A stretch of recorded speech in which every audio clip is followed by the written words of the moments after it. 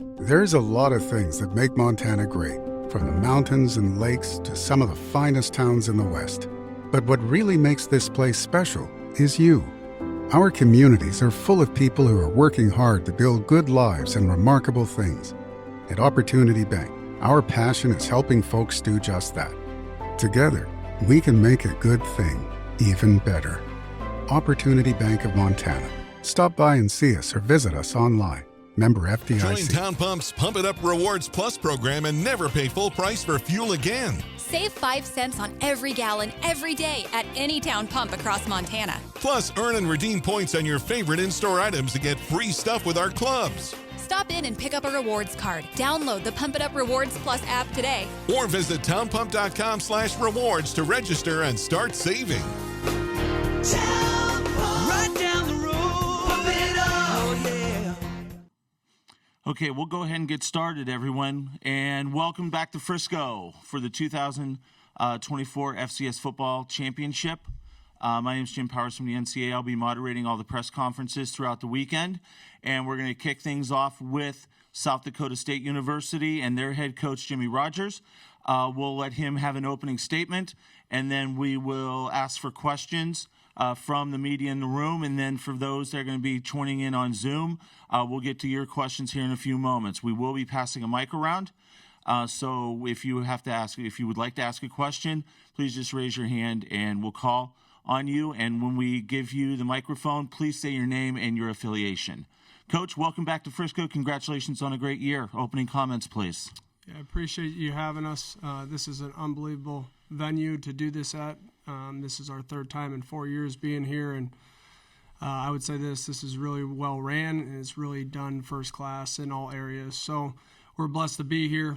Congratulations to Montana for being here as well. 14-0 this season. We played really well up to this point in all phases, and we're really excited for this moment. Our guys are locked in. We've had several weeks of prep for this, whether it be working on ourselves and then starting in our prep on Montana. But our guys have been dialed in. This is a very mature football team that we have, and blessed to be the head coach at South Dakota State and be able to coach the guys that we have on this football team, because there's a lot of talent, but they work extremely hard. So really excited for this moment. Thank you, Coach. We'll open it up for questions. We'll start right up here in the front. Seat number 2. Jimmy, last year the team showed up with that chip on its shoulder because so many of the guys were on the team in 2021 that had lost at the end of the game. What's the mindset of this year's group as defending champs? Yeah, I don't think that we've lost that chip at all. This team is just hungry to deliver their best and take everything very personal. We beat narratives all season long, and whether they listen to them or not, I know they read it. And we've done our job up to this point. So I think this team is a little bit different. If you're asking for what gets them going, they're winners, and that's enough. Other question, the truck that brought all your stuff down, we interviewed them during the newscast last night. That's pretty cool. I was that the first time you had a chance to see it, and what was your reaction? Yeah, I saw it a couple of days prior to that, but yeah, Lance Trucking did a really cool job of just putting that together. It's awesome. I think it's to be able to see that on the interstate driving. I think it's pretty sweet. So small victories, but it's pretty awesome. Next question. We'll go right over there. Once again, say your name and your affiliation for us, please. Grant Sweeter, Kelland News. Jimmy, this senior group's kind of had it unique. 3 national championship appearances now. Had to go through COVID. Obviously, one of the most winning group. What's so special about this group of seniors? I would say how they work and their connection to the team. And a lot of these guys, they weren't highly recruited. They weren't. They were developed here. A lot of this group, especially the 6 years, several of them were walk-ons. 6 out of the 10 6-year guys were walk-ons. And it's really a credit to them and them buying into the system and them buying into the culture of South Dakota State and then pushing it farther than it's ever been. I'm blessed just because to be around a driven individual day in and day out, and do it as consistent as they've done it, it's pretty special. And there's a lot of them on this football team, and they really push the culture piece through to the younger guys on the team. And they've been huge in my first year, honestly, because they've been great just as far as delivering the message to the rest of the team as well. Just to piggyback off that, Jaden and Jackson, two specific ones from Madison, right around the corner. What have they brought, in their multiple years success at the receiver position? Yeah, I think they're really special. They're very similar, but they're slightly different in their skill set of how we utilize them. But really dynamic playmakers for us. I think if we can get the ball to them in space, they're hard to take down. They're over 6'2", and they're 210 pounds. They're more built like a college linebacker than probably a wide receiver. Phenomenal workers. They got great focus, and they can come out and deliver in big moments. And that's what I would say. They don't shy away from the moment. They want the ball, obviously. They play wide receiver, but they do a great job in the run game as far as blocking. It's one area that probably doesn't get pointed out enough of how good they are at being on the blocking on the perimeter. We'll go ahead right there. Craig Haley from Stats Perform. Coach, if there is one aspect of the personality of this group it's different from last year, because it is a similar group, what is that different aspect of their personality that's different? I mean, this is a lot of the same team that was here. I don't know if there's a different personality. We compete constantly at practice. I would say that we did that a little bit more this year, this fall camp, and even throughout the season, going good on good versus each other than we probably have done in the past. And I believe if you have the best defense in the country and they're getting challenged by one of the best offenses in the country, the defense will only get better. And I would say vice versa, the same on the other side of the ball. So we challenge ourselves, but we also know the ultimate goal. We take care of each other. It's a really close group too. You get one more year with one another. And it's been great to see how our senior leadership and our oldest guys still connect with the freshmen, still take pride in teaching those guys how to get better and really the ways of how the program operates and the culture that's here and why it's important to do the little things. And they've been great for me, hammering that message through because, again, these guys have been developed here. And I'm blessed that they came back because they didn't need to come back. We'll go second row. Jimmy Stephen Hawkins with the AP in Dallas. Looking back a year ago when you were here, and was there any indication to you that Coach would be retiring and you might be in this position right now? And I know since then you've talked about your reality becoming your dream. Just talk about looking back at just how, from the minute you got to South Dakota State to now where you're at right now. Yeah, there was indication because there was always conversation that when Coach Stig would retire that we would want to hire from within, and I had conversations with the administration long before last year. When that happened was really up to Coach Stig. As far as my time at South Dakota State, I never dreamt of playing at South Dakota State. I'm from Chandler, Arizona, never heard of South Dakota State. And when I signed to commit at South Dakota State, I remember vividly, because I played at a really good high school, and there was probably about a handful of guys going FBS. That was the biggest thing.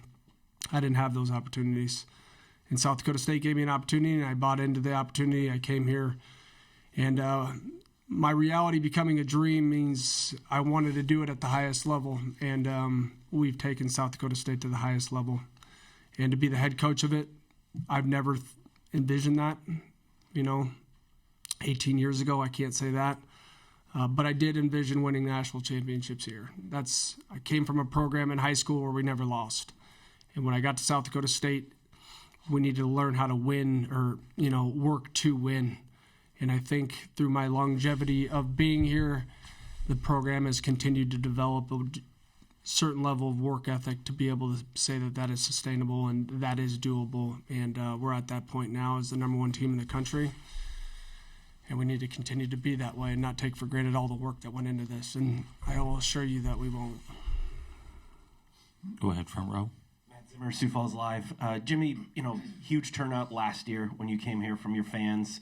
I know you got a big send-off on the way out of town yesterday. There's expecting to be a huge turnout again, the tailgate, all that stuff. I know you got a football game to focus on, but just what's it been like for you guys to observe the way Jack's fans have got on board with these trips to Frisco and the support you guys have had over the last couple seasons? Yeah, the fans have grown significantly over the years of having success and winning, and I think the fans have been phenomenal this season. To have as many sellouts as we have was just awesome to see, and the kids are really deserving of it, and I'm just glad that people are starting to take notice and continuing to support us and continue to make these trips, because this is a special moment for the players, and to have all of their family and friends and fans here, I think it's really cool for them, and it's really appreciated. Real quick before we take our next question, if you are watching on Zoom, if you'd like to ask a question, please raise your hand and we'll come to you here in a few minutes. Go ahead, please. I forgot the first time. Mark Ovenden from Dakota News Now. 8 years ago, I was down here with the Augustana basketball team in Frisco playing for the national championship. They won, but they were the number one team. People expected them to win. And I just remember the reaction of Tom Billiter when the game got over and they had won was more of relief than the kind of joy I would have thought. How much fun has this season's been for you guys as defending champions and with so many guys back, the expectations of being number one? Oh, it's been a blast. I mean, I get most joy going to practice and working with the players than I do, what maybe most people would. But yeah, this has been a blast. Expectations, this is what I expected. So to say that I'm nervous about the moment, I'm not nervous about the moment. I came to South Dakota State expecting to win national championships, and we got to that point. We got over the hump last year. But this is what I expected as a player. This is what I expected as a position coach. This is what I expected as a coordinator, and I'm just happen to be the head coach now. And I'm not overly worried about the outside world and the noise, because that's going to come regardless if we win by a lot, win by a little, or or don't win. So I can't get caught up in that, nor do our players. We're going to give it our best and show respect to our opponent and give it a full 60 minutes Sunday night or Sunday afternoon. Go ahead right here. Darren Wallace, Mako Sports. Coach, you talked a little bit about the reality of becoming the head coach here, but, just comparing the process to a year ago, being the DC for a championship team to now being the head coach for a team competing for a championship, how much of the process changes for you? What are the adjustments that maybe you have to make personally to, be in a different role than you were when you were in this exact same position a year ago? Yeah, it's quite a bit different. It's quite a bit different organization and the meticulous little steps that you have to do to make sure everybody's on the same page. A lot of my time is, spent not just in football. It's in making sure that this whole setup of this flows right. And that part has been different. Obviously, this part is different. As far as my connection with the players and what we do, that's not different. So there's been adapting along the way. I feel somewhat comfortable in this, doing this type of thing now, but that would be the biggest change for sure. I feel like the other side of the room hasn't asked a question yet, so we'll go third row, first seat. All right. Fritz Neighbor, Daily Interlake in Montana. Coach, you're on the field in 2009 when SDSU had its first playoff game, and I was there, you were there. Looked like the game was in hand, and you talked about the journey and getting to this point. How much does that game stick with you, if at all? Oh, it sticks with me. That was my last game I ever played. Montana was my first Division I game I played. And we went back there, my 4 years later, from a freshman to a senior, and we should have won that football game, and we lost it. And I think you can learn something from every loss that you have. To say one means more than the other when they end your season and you care enough, they matter. And if you don't learn from them, you waste the opportunity to absorb a lot of information and a lot of ways in which you could have handled it better to have success. And that moment I'll never forget, honestly. To follow up, if you want to talk a little bit about Montana, on the offensive side, is it the quarterback that concerns you? Is it the receiver crew? Is it the O-line? What you can speak generally, specifically. Yeah, I think they do a really good job skill set wise. They got great skill on the perimeter, and they got a couple really good, talented running backs. They play with a little bit wider splits than what we're used to seeing. We've seen it a little bit throughout the season, but and I think everything starts with the quarterback. The guy that touches the ball is dynamic.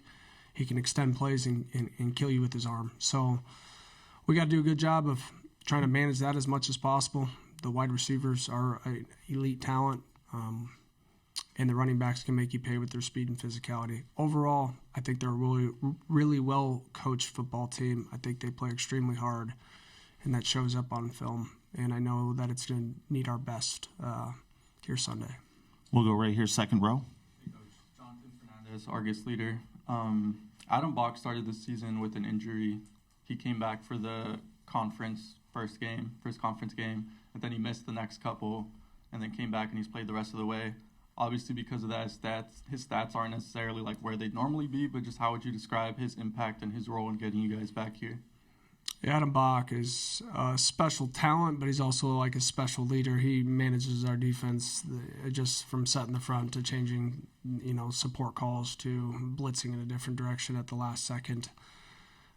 When you're very confident in what you do, everybody feeds off of that, and that he is. He's really confident in who he is. He's really confident in what he knows, and because of that, we have success as a defense. I'm excited for him because I wasn't sure if we were going to get him back this season, and he's turned a corner. I can't say he's still 100%, but he's good enough. He's good enough to play in this game. In the previous media availability, Mason McCormick mentioned that this team defensively does a lot similar to what Villanova did when you guys played them in terms of throwing you guys different looks on defense.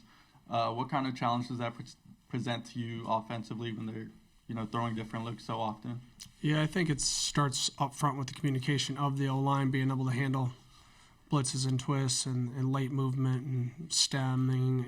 All it takes is one guy up front to mess it up, that they didn't hear the communication that's had from one end to the next end. So all of that is extremely important, and we got to be on the same page, and we are well aware that Montana's going to get some plays on us, and we got to respond. It's how we respond that makes the difference in the game. And what he was referring to is a lot of the blitzing that Villanova had done. That's kind of the system of defense. It's very similar to Montana's in that sense. The exact blitzing and the exact scheme, it's not the same, but very, very similar in that sense for sure. Craig Haley, Stats Perform. Coach, in recent years, the Missouri Valley and Big Sky conferences have really separated themselves from the rest of the FCS. Perhaps it's JMU moving up, leaving the CAA. Great for both conferences, but how is there importance to you to see other conferences get to the level of the Big Sky and Missouri Valley conferences? Yeah, I think it's good for everybody. The better the FCS football just gets and becomes well-rounded. But two great conferences, and they're on display here. I think any of those conferences, you look at the Missouri Valley, anybody can beat you week in and week out, and obviously we haven't played in the Big Sky, but looking at it over the years and seeing crossover film, I would say it's very similar. Everybody made a big stink about Montana losing to Northern Arizona, or how does that happen? Northern Arizona, just look at some of their scores. Maybe they didn't play the best, but maybe they were very capable, and things get out of hand at certain times. And we're talking about 18 to 22-year-olds. Anything can happen with their emotions and how they check in or out. And I think that's the hardest part about managing a football team, is that you adhere to their emotions, but you got to stay focused, and you got to have great leadership to get to this point, regardless of how much talent that you have. So, yeah, I think the leagues are great, and I think it's important to continue to the other leagues or the other conferences to have success as well. We got time for a couple more. Let's go back here on the right side. Coach Sean Ernie with SWX Montana. You talk about kind of the work ethic of your team, some of the unheralded players that now are big time in the program. I think Montana would say something similar. Just your thoughts on this kind of being a Dakota, Montana, kind of blue blood, and blue collar type of a matchup. Well, I would say this. If you look at and this is an opinion, so I think the best football's played in the Dakotas and the Montanas, right? You look at FCS football, they're the couple states where we don't have professional sports. We are the professional sport in a sense. That I think is cool. That I think is, and both recruit their home state very hard. And you take a kid that maybe is not as recruited as he would be had he lived I'm from Arizona. A lot of our team wouldn't have came here had they lived in Arizona, just because the recruiting is quite a bit different. I think that's really cool. I think it's cool to have a bunch of guys that take pride in playing for their home state. And you can see it with the passion on both sides on how we both play. There's a physicality to it. There's an effort to it. and it's bigger than just, playing college football. It's representing something that they take pride in, and I think that you could see it. Right side, second row. Joseph, Kello TV. Can you speak to Mark and the standard that you hold him to and the standard that he holds himself to as a signal caller, just playing into his success? Yeah, I think Mark is an extremely focused individual. To take any credit on that, I won't. Mark came in as a very mature young man. To lead a team to a national championship as a true freshman, COVID or not, that's really hard to do. To win over an entire football team as an incoming true freshman, that's really hard to do. And he's been able to do it, and he hasn't changed at all how he treats people in the locker room and his seriousness in which he approaches the game with day in and day out. It is rare. It is rare. And his confidence bleeds into the full football team. It bleeds into the young guys, and it's truly helped the depth of that quarterback room surely feel like they can grow into themselves as well. And largely due to that, Mark is, the biggest factor in that. Final question right up here. Hey, GB, Greg Rockach from MTN Sports in Montana. The Grizzlies have been on an upward trajectory since the end of September with the 10 straight victories. So I'm curious if you've noticed anything about the way they've been playing during that time to kind of peak and play their best football as the season's gone on. No, I think they've been solid. I think the game of football is fickle, and the outside world sees the result, rather than seeing how you got to that point. It could be a player here or there that changes the outcome of the game or what looks like the outcome of the game. The team plays hard. And I think the longer you play with anybody, the more continuity there is and comfortableness there is. And honestly, if you do it the right way, which obviously they're doing it, you can see an upward trajectory of playing your best football towards the end, because every week you take very seriously and you can learn off of every week. Awesome. Go ahead real quick, please. Just one more. You've been on both sides of winning and losing this game. I'm wondering if you can compare the two feelings, just the thrill of winning it and what the other side is like. Yeah, I probably remember the loss just as good as I remember the win. Yeah, those are hard. And you do everything you can not to feel that way. It's not so much winning, it's not letting people down, So that COVID season, we graduated Preston Tetzloff. I coached Preston, and he was a non-scholarship player, and he was the only guy graduating that semester. That was hard for me. A lot of the guys had an opportunity to come back. He didn't, just because he was going into law school, and we wanted to end on the right note for him.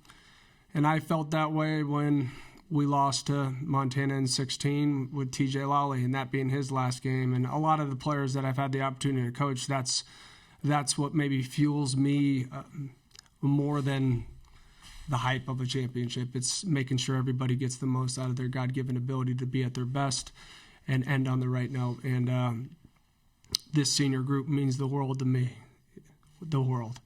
And we've done everything up to this point right, and we have one more game to do it. And we've been really focused on trying to make that happen. We're going to give it our best, and however it shakes, it shakes. Great. Thank you so much, Coach. Real quick, some housekeeping for the media. Availability for the players is going to start once we get upstairs. Thank you, Coach. Has a loved one been charged or accused of a crime? If so, the stress can leave anyone feeling helpless and alone. But you don't have to be alone. Hi, I'm Dave Maldonado, and I've successfully defended Montanans for over a decade in these situations. So if you're tired of being scared, let's get you prepared. To see how, visit BigSkyDefender.com today. You are not alone. Visit BigSkyDefender.com to find out more on how you can fight back against local and federal criminal charges. All right, we will go ahead and get started, everybody. Once again, welcome to Frisco in the 2024 FCS Football Championship. Today, joining us here for a little bit this morning, we have our FCS Committee Chair and Vice Chair joining us, Kent Haslam and Matt Larsen. taking some time out of their busy morning to join us and answer some questions from the media. And gentlemen, we'll let you open it up with some opening comments. What a terrific football playoff it's been for us here in 2023-24.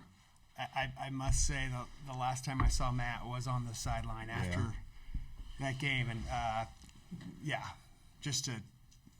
I know it's not easy to be on the losing end of that, but what a football game and a showcase for FCS. And congratulations to Matt and the North Dakota State Bison, and just what a great program they are. And so, overall, it's good to be back in Frisco, and appreciate all the hard work of everybody. Appreciate people being here today. It's been a good championship. Yeah, no, and congrats to Kent and South Dakota State. It's, if you're not going to be here, having two programs that you have a ton of respect for, both in SDSU and Montana, is always neat to see. But a great bracket. I mean, you think about how many overtime games we had this year, and that just goes to show, I think, where FCS football is going and where it currently is. But just a big shout out to Frisco, Team Frisco, the NCAA staff do an incredible job of making this a destination for this championship game. So this year is no different. So I appreciate you all being here today. Great. We're going to open up with questions. Once again, we'll approach it like we did with our first press conference earlier. Just raise your hand. We'll get you the microphone, and then give your name and affiliation. And for those that are on Zoom joining us here this morning, just raise your hand and we'll get to that question. And so we'll open it up right here on the left-hand side. Hey, gentlemen. Sam Herder with Hero Sports. A two-part question here. What has Frisco meant for this FCS championship game and how well they've run it? And also with, 2 more years left on the current contract, where are things at as far as, the future of the host site for this championship game? Well, I'll admit that I have stood at 6 championships. I think this is my 6th, and had a tinge of jealousy that our fans have not had an opportunity, and our team has not had an opportunity to be here in Frisco for a championship. Last time Montana was in, it was the last year in Chattanooga. And the format now is just so much better, where you've got time in between. And just the experience here is so outstanding that I possibly have overhyped it. But it truly is. It feels like a championship event. And Frisco, the organizing committee, and the NCAA have just really done a great job. So I'm excited, not only from the chair position, but then also as a participating athletic director, to have the fans and the student athletes get this experience.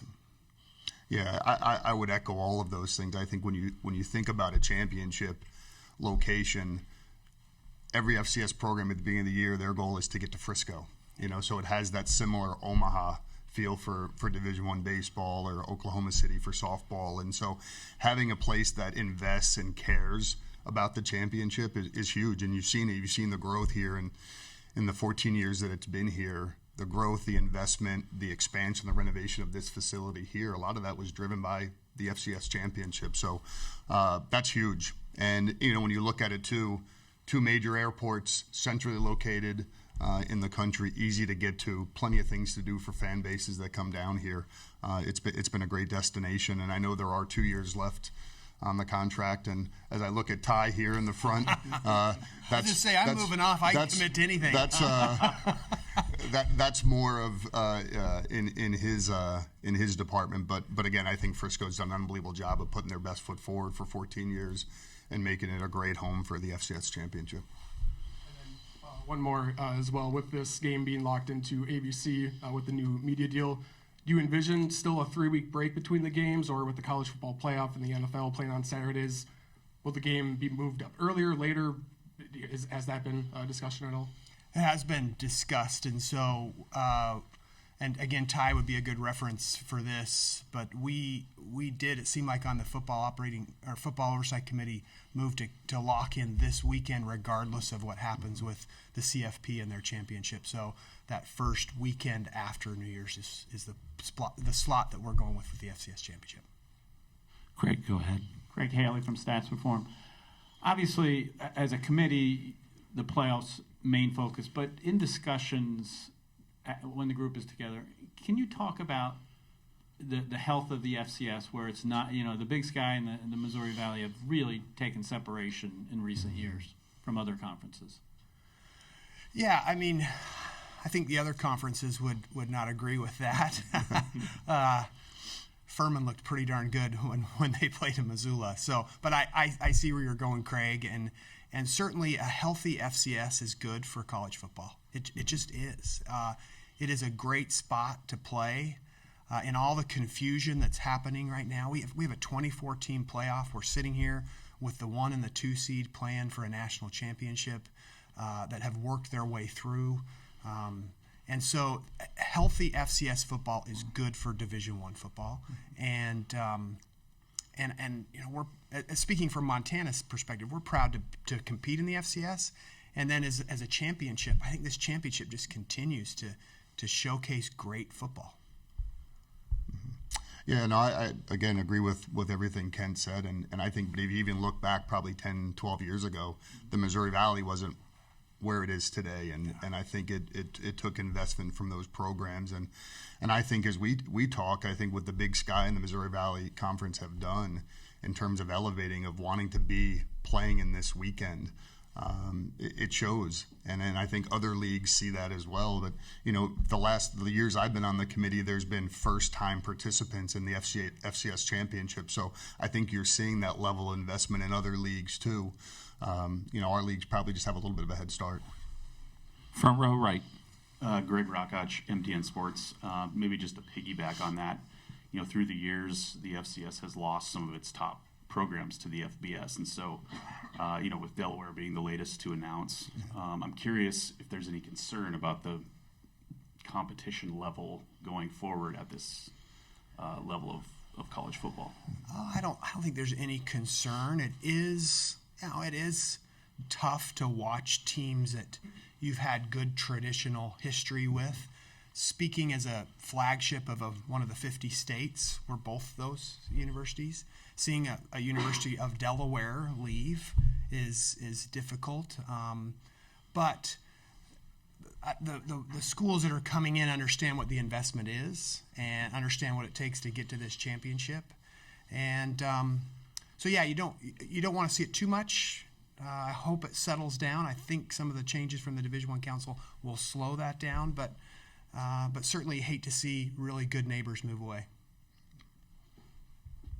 Kyle Hansen with Montana Television Network. Ken, obviously some tragic news a couple days ago with the passing of former head coach Don Reed. Just can you speak to his impact on Grizz football and just getting the news and just what he meant to Missoula? Don was just so private.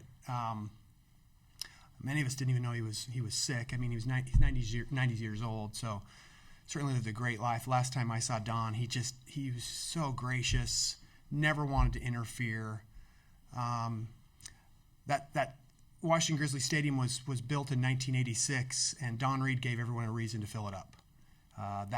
Don Reed was the anchor of that, and really we are the benefactors of just an investment and a passion about Montana Grizzlies. Came back as the athletic director, so we're certainly the timing seems interesting. I don't think our team needs any more motivation to play really well on Sunday, but Don meant a lot to this university, and we certainly are thinking of him and his family and appreciate what he did. Back row right. Marshall Minahan, SDSU Collegian. In your guys' eyes, how has the FCS improved, and how confident are you guys in the future of this division?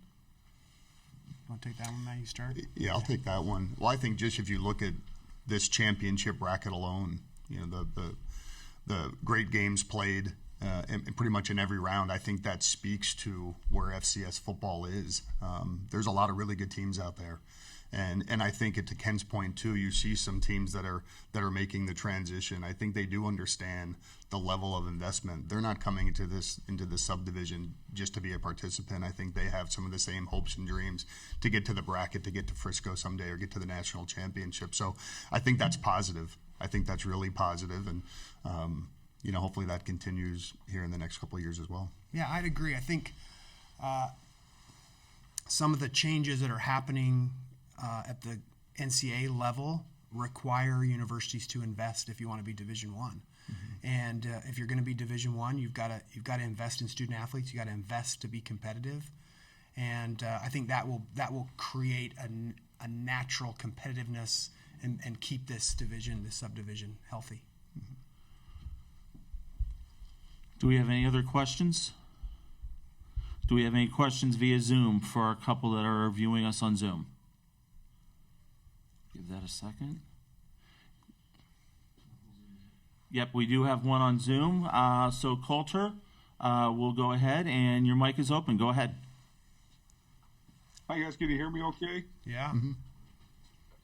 Thanks for doing this. Coulter Nuanez, Skyline Sports.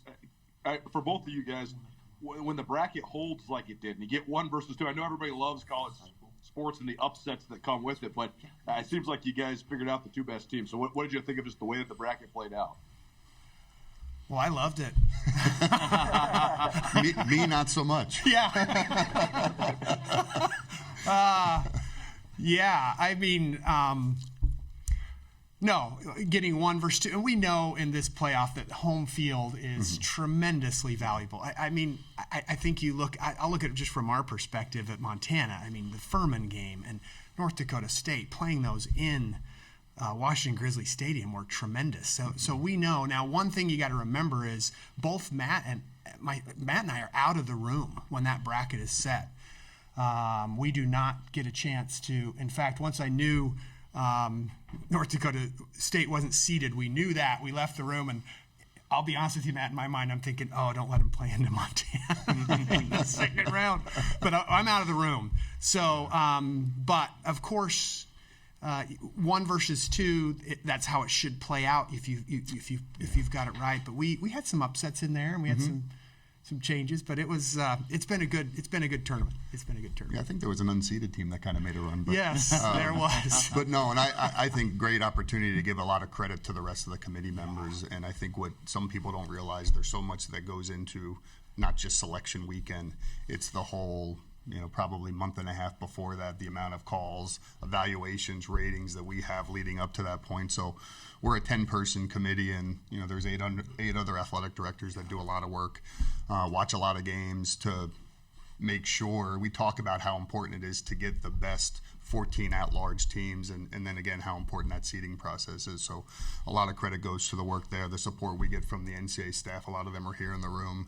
We wouldn't be able to do what we do if it wasn't for their help. So it's definitely a team effort, but feel really good that when you can get 1 and 2, that means we did an okay job. Yeah.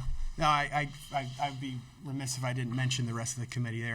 They work really hard, and this was a difficult year. We talked a little bit about it after the bracket was announced. That there were multiple times you got to have 70% to get a team into the bracket, and boy, we had multiple votes. As it was, I don't even know what time it was.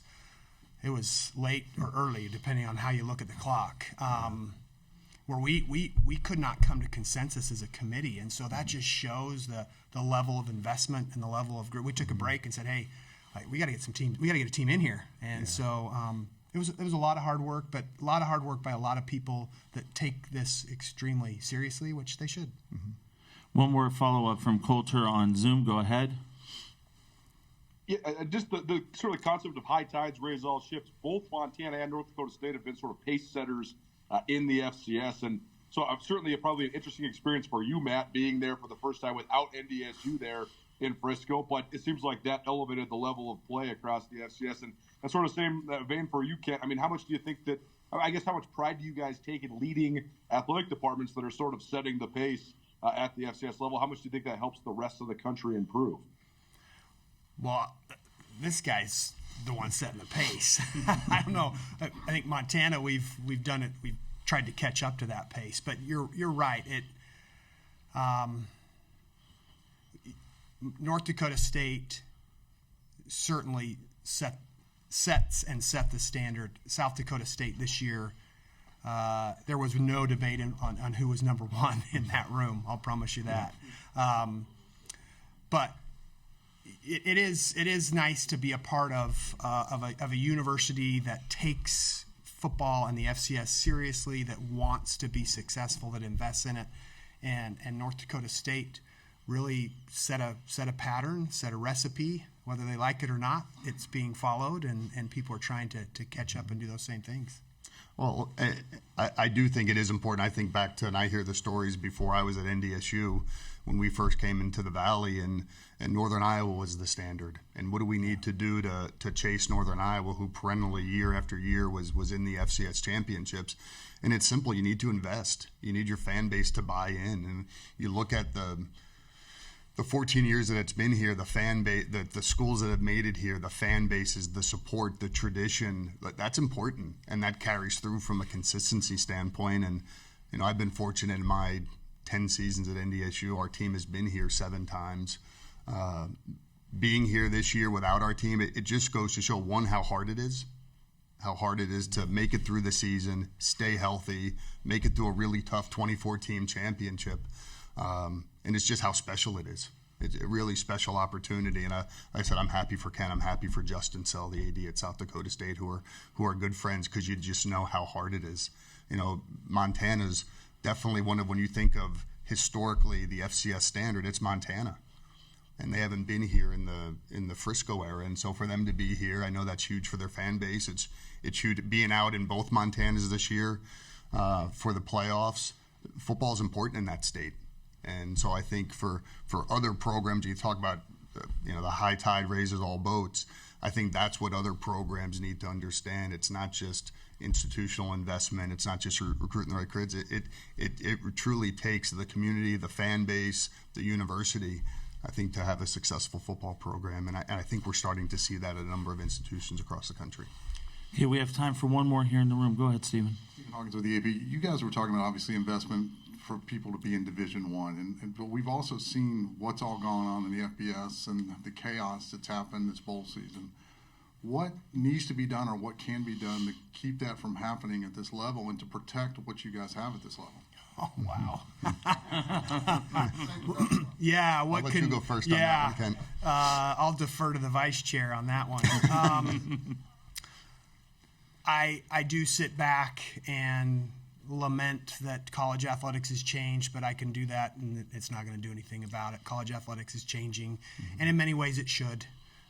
It didn't change for a long time, and that's why we're in the state that we're in now. I do think we're going to need some federal help. I think we're going to need some legislation that allows us to operate so that we can put some guardrails in. That seems to be the buzzword, is guardrails. I'll be candid with you. The transfer portal opens on Monday, and I wonder, I sure hope that we keep Montana's team together. It'll open for 5 days for those student athletes. And so, but got to adapt, and we've got to understand that this is a college athletics is a unique. We don't do this anywhere else in the world where we combine high-level academics and high-level athletics. But we do it in this country, and it is the greatest. It is the greatest. And so caretakers, we've got to make sure we preserve that, along with allowing student athletes to develop and to have some freedom and do some things that allow them to grow as well. And I would say, honestly, at the FCS, I think we have a great challenge, because I think when I look at our subdivision, I think we do it the right way in so many ways. So much of our revenues, those things, we invest back into our student athletes already. And so I credit all of the ADs, all the university presidents at our level, because it is about their experience. It's about developing them. It's about education. It's about getting a degree and going on to be really successful in their career. And so how do we balance investing in the right things that still enhance their experience, give you opportunities to be successful every Saturday or across the other sports that we sponsor, and not lose sight of, I always think of when I got into college athletics 27 years ago, the reasons I got into it. Some of those things have changed. How do you preserve those things that are really, really important to what we do on a daily basis? And it's developing young men and women.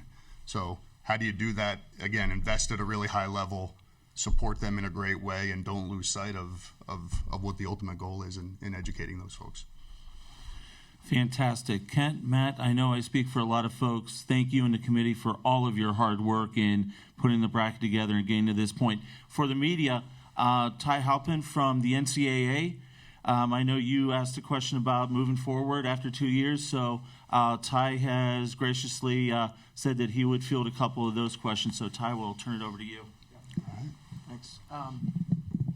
So Sam, your question was kind of how long are we in Frisco at this point, et cetera. So the NCAA has an option for the 27 game, so that's three more games. The 28 game is part of our bid cycle.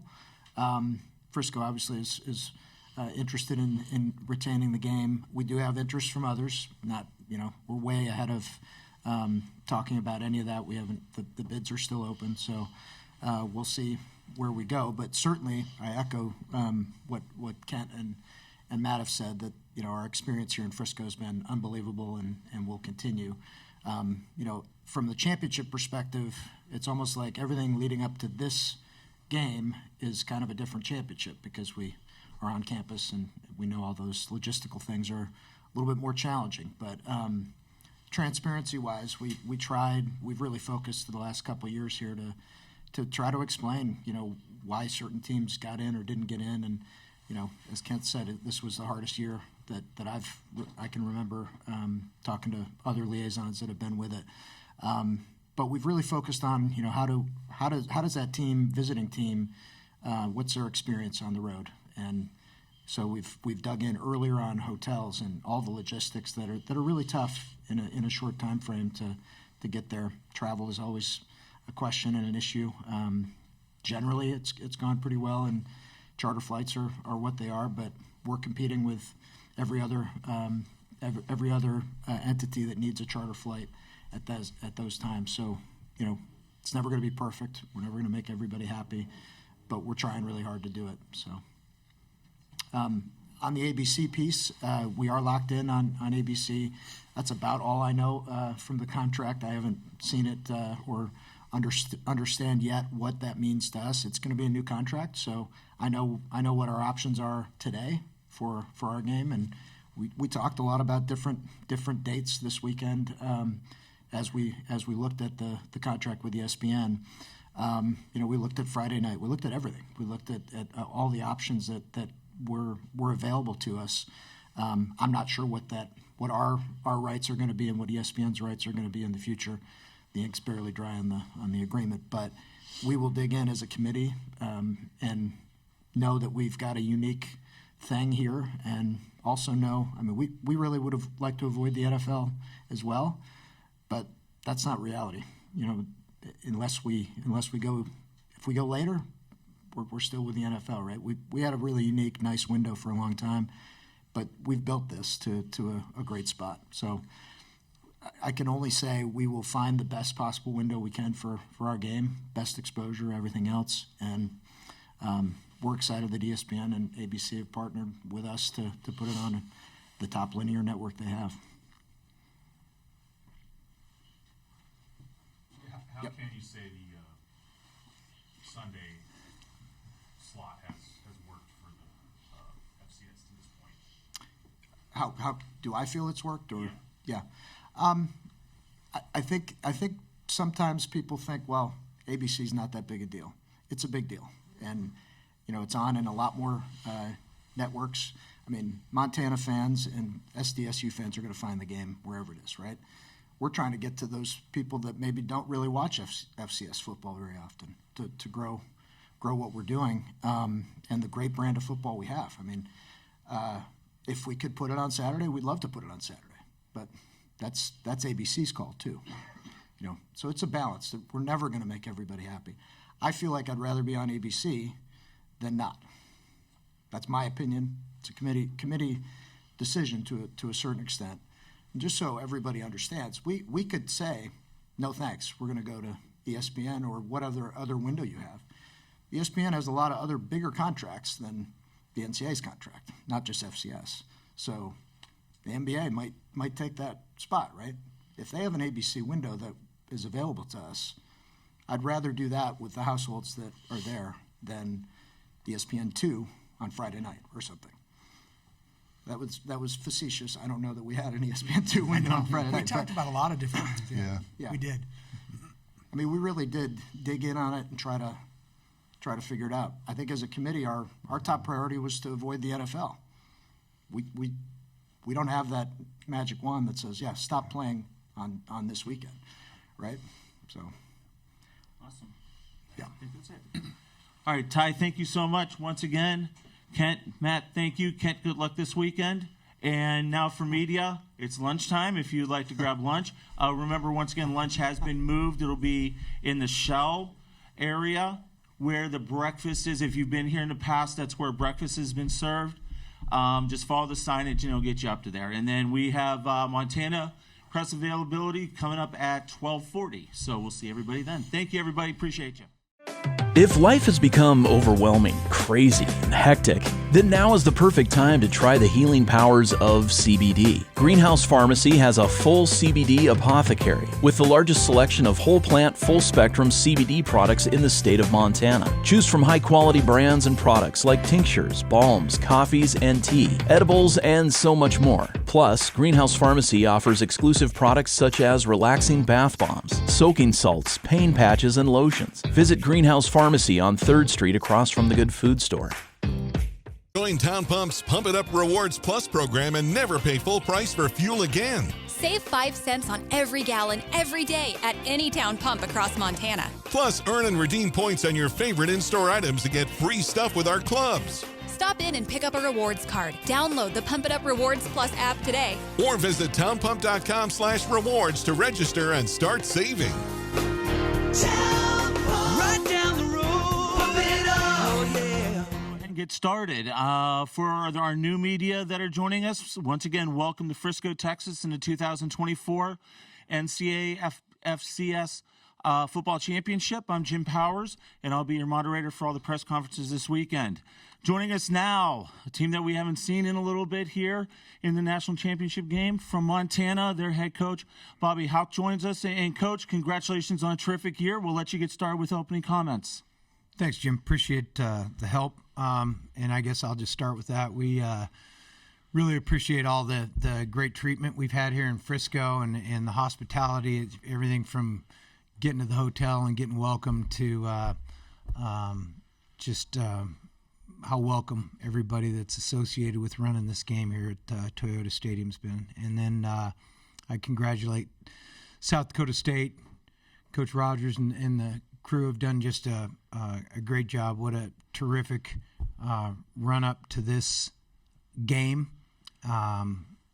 Unbelievable job this season by them. And it's a privilege for us to be here and have a chance to compete in the game against them. So with that, I like our team. We've done a nice job. We've worked hard. I think our guys are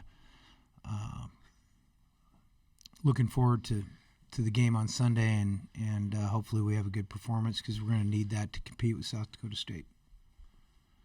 Thank you so much, Coach. Okay, we'll go just like we did this morning. We'll have the microphones being passed around.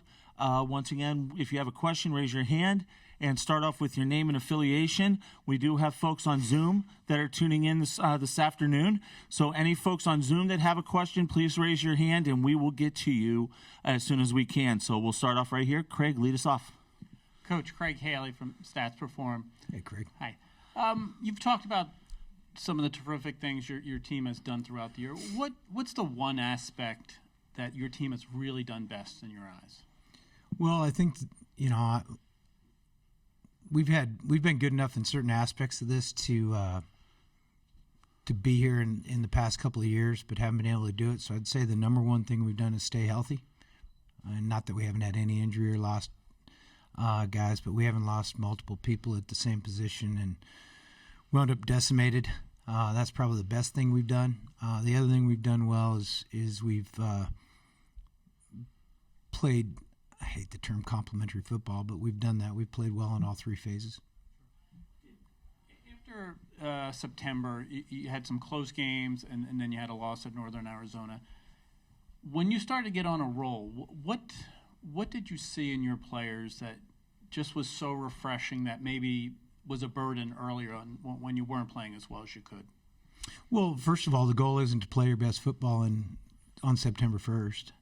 The goal is to improve through the season, and I think we just kind of personify what happens when you stick with things and you keep working and you persist. We'll go ahead. We're here on the left, second row. SWX Montana. Coach, heard a lot about you, Sean. Not much good. Knew that was going to come.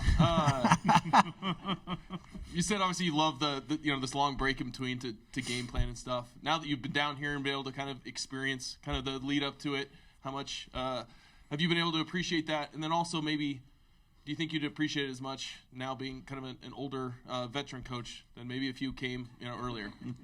Just had to throw the age thing in there. You started it. All right. True. Well, this has been great for our guys. This is a bowl trip to a degree where you can come down to the bowl site and the game site and, continue to prepare and enjoy the camaraderie and get acclimated to the surroundings. Excuse me. So I think that's been terrific for our guys. You distracted me with calling me old. But, it's a different preparation for us. Kent and I were just talking about it. When we used to have to do this, a lot of times we'd play on Saturday, like the James Madison game. I think we played on Saturday. I'd fly all the way back across the country, and then I would leave the game, stop by the tailgate, say hi to my wife, and then go in and start watching film, have a Monday practice on Sunday, Tuesday practice on Monday, and then get on a plane and go play the game on Friday in Chattanooga. So, we didn't have great ability to prepare, much time to do that, and this has been a lot more smooth for us in that regard. Okay, let's go over on the right, first row. Hey, Bobby. Greg Rockach from MTN Sports. This is your fourth time here as a head coach. The previous three did not go the way you wanted them to. What are your thoughts on being back, and just maybe how you're approaching this game versus those other three? Well, so I won't be redundant on the preparation, okay? I mean, that's different, certainly. You play every game to win. Each game plan's different. This lead up and the prep, as I mentioned, is completely different than those games.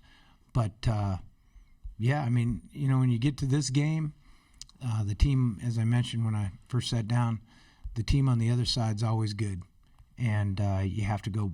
As simple as it may sound, both teams are good football teams. You have to go play well to win the game. If you don't play well, there's no way you're going to win it. So you have to go play well and get a couple of breaks, and that's the way it goes. I mean, the team we're playing's won 28 straight. They're awfully good. Schulte Law Firm, legal tip of the day. Never consent to a search. Always inform law enforcement that they need to procure a warrant if they want to search your vehicle or your residence. One exception, if you are at the border.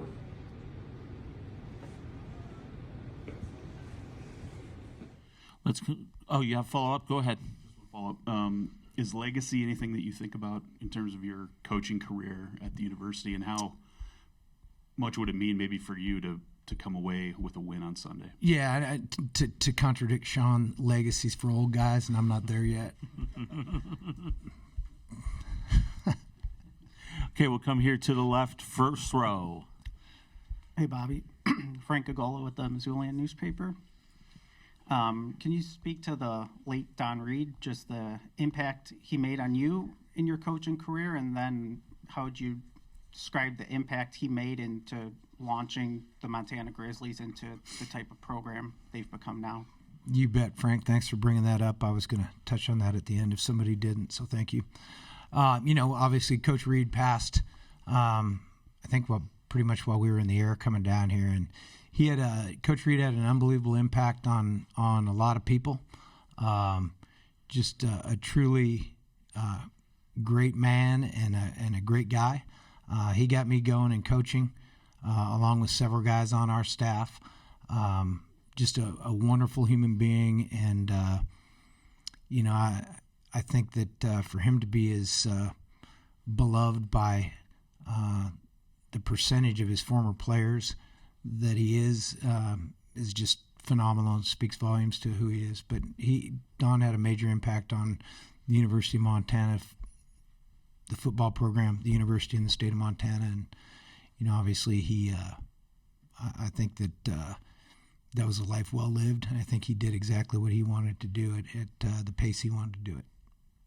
We'll keep it here on the left-hand side, third row.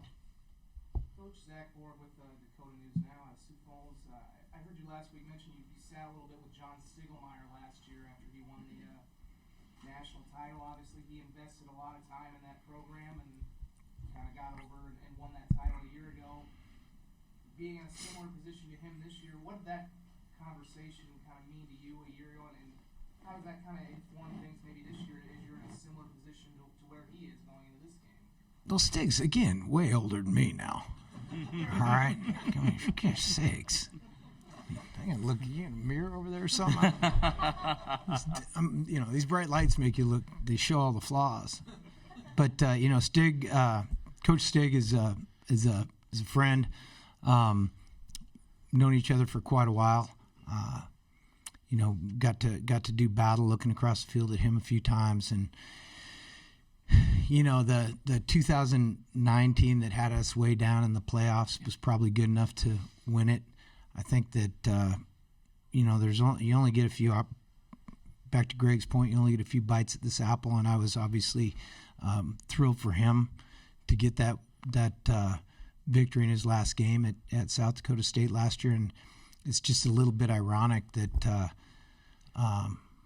the next night the FBS championship game's on, and Stacy and I sat and watched it with him and had dinner with him and got a chance to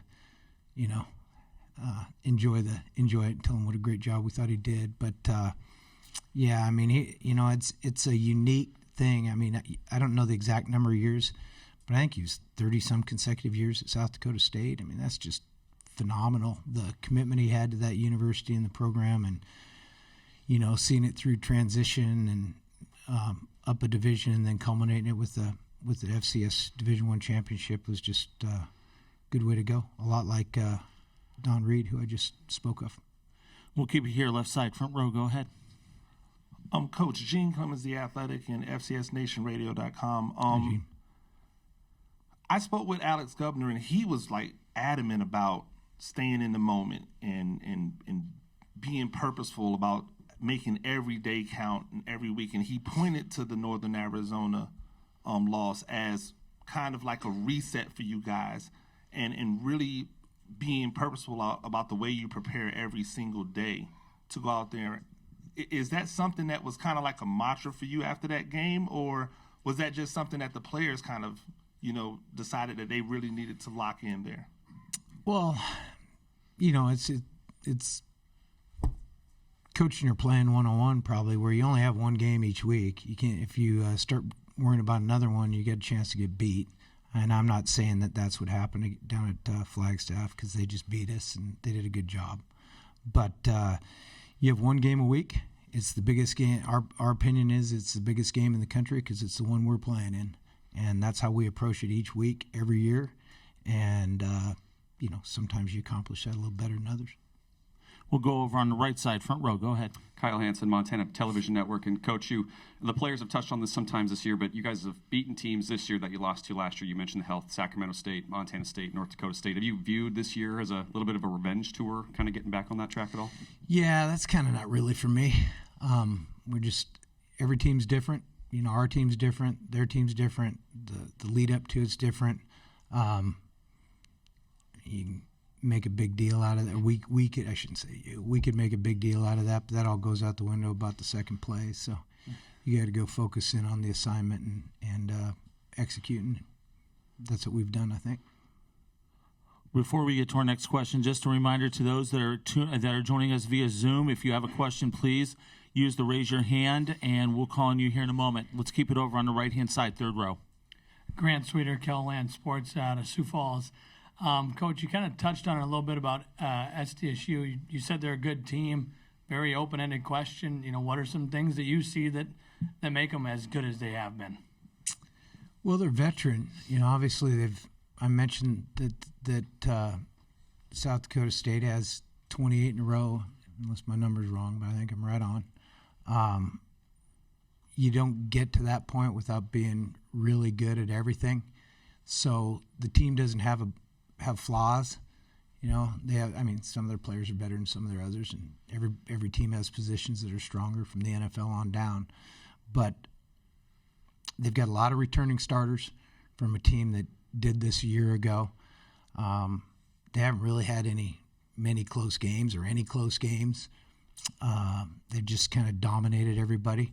I think that's probably what they expected coming into the season, knowing what they had coming back. I think they're really into the detail of what they're doing. Everybody that we've had 3 weeks, so I've watched a lot of them, offense, defense, kicking. I think everybody has an understanding of what they're trying to accomplish schematically. They know what the guy to the right and the left of them are doing, and then they play hard, physical. I mean, they do things that we kind of espouse ourselves and admire in football teams. They do it. We'll keep it over on the right side, second row. Bobby, it's Fritz Neighbor from the Dealey Interlake in Montana. If I can swing it back to Don Reed just for a moment. Sure. He had a list of 7 things that he kept off on his office wall. I never took a photo of it, so I'm paraphrasing. But one of them was about special teams winning at least 1 game a year. I wonder if you remember that. 2 games a year. 2 games a year. See, I was wrong. It's in our special teams book. Okay. I mean, I've plagiarized a whole bunch from Don over the years. So. That was kind of my question. That you've kind of made a mark as a special teams coach as well as being a head coach. Is it thanks to Don Reed? Is it in spite of? I always kind of avoided it when I was around Coach Reed, just because I wasn't interested in it. And then when I went to UCLA, Coach Donahue wrote me in, and that's where I kind of got going on it. I used to run the other direction when Coach Reed would come. I should have listened. My attitude about it put me 3 years behind, or 2. But Coach emphasized it. Obviously, it was his thing, and I think I always took it from Coach that he really truly believed it was a third of the game. And to follow up, South Dakota State, we've talked about the quarterback and their defense, but their special teams, including a pretty dynamic punt returner, seem like a tough task. Can you speak to that a little bit? Yeah, and it's going to be redundant to what I just talked about, but they're good in all 3 phases, meaning they're really good in the kicking game. They play well week in, week out. Again, everything they do is hard to pick apart in terms of trying to find a hole or take advantage of. They just don't give up much, and they take a lot in the return game. And we got problems everywhere when we look at these guys trying to game plan them, and the kicking game's one of those. Keep it over on the right side, front row this time. Jay Cohn, MTN News and Sports. Bobby, good to see you. Jay, good to see you, man. I didn't see you sneak in there. At the start of the season, you shuffled your coaching staff a little, gave everyone new responsibilities. That turned out pretty good. It's even better than you thought it might. Well, I'll go back to front on that, Jay. I don't think anything ever turns out better than you thought it might, or else you wouldn't have done it, right? So you do things because you think they're going to be highly productive, or else you don't do it. You do something else. But I do, you and I have talked about this earlier in the year. We have everybody, I think, Justin Green coaching a different phase or position, what we're doing. I think it's worked out obviously well. We're sitting here with 13, 14 wins, whatever it is. So that's been good. I think it speaks volumes to how our staff is, how they're receptive to doing different things. And, it goes back to my response to Fritz on the special teams question, or Coach Reed. I mean, you take things, this is something that years and years ago when I was an assistant at Colorado, I got to talk to Joe Paterno about some head coaching things. And Coach Paterno they never had much turnover on their staff for a long period of time, and he would shuffle guys offense to defense and position to position, and said it was really productive. And I kind of memory banked that in the 90s. Quick follow-up, if I could. Wayne Hogan wrote a great piece about the interview, he called it, when I'm sure you read that article.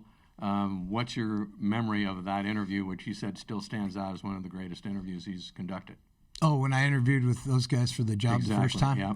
I owe Hogan a phone call. I need to call him.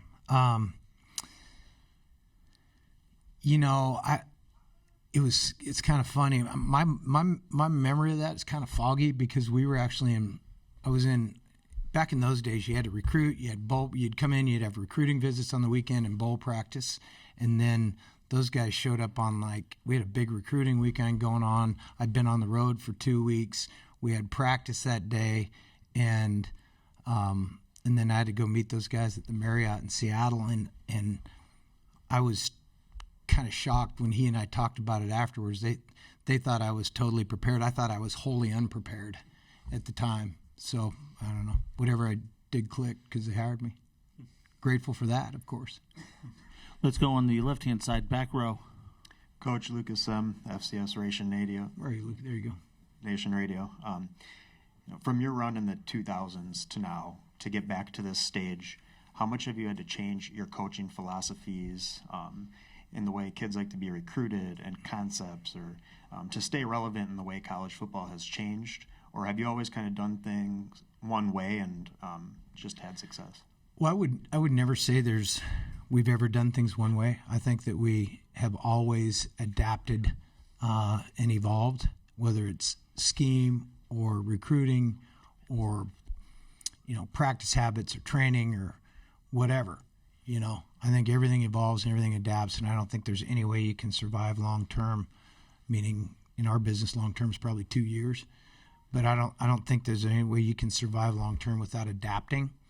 To me, recruiting's become way easier. You get more information. The rules are loosened up, so you have more contact with kids.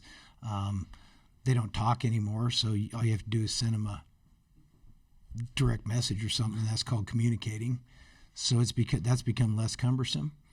So yeah, we've evolved. I mean, everything we do is evolutionary, and we'll change stuff this offseason. We have time for one more. Left side, back row. Coach, this is the third straight year that the participants in this title game have come from the Dakotas and Montana. Obviously, every other level we've kind of seen a little more diversification, but it seems like between these states there's pretty hot competition right now. What do you think it is about these states that seems to be breeding such a high level of football and championship quality football right now in this particular window of time?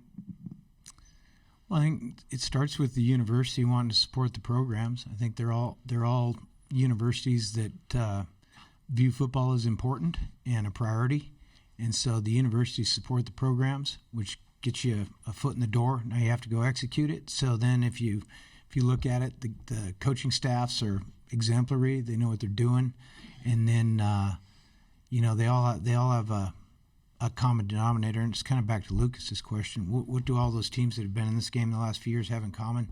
They're tough, physical, disciplined football teams.